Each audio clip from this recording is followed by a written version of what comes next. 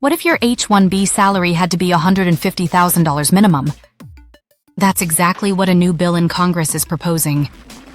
Indiana Senator Jim Banks has introduced the American Tech Workforce Act, which could completely change the immigration landscape.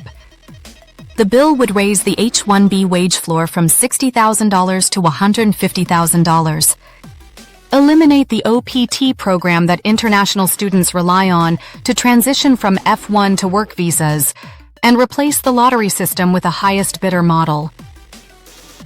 Supporters say this is about protecting American workers from being undercut by cheaper foreign labor.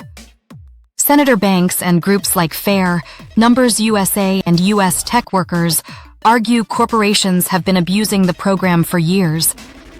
And Kevin Lynn of U.S. tech workers even said, decades of policies undermined American tech workers in favor of cheaper foreign labor.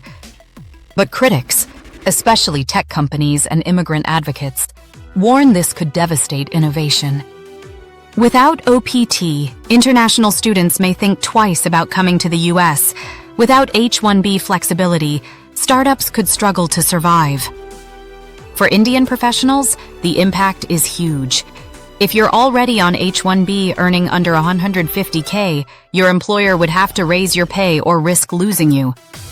If you're an F1 student, the elimination of OPT cuts off your bridge to stay in the U.S. And for future applicants, the lottery won't matter anymore. It'll be an auction where only the highest-paying companies win. This bill could either raise salaries or kill opportunities altogether. What do you think? Would a $150K floor make the system fair or shut people out? Comment your salary band below, type "still in the race" if you're holding on.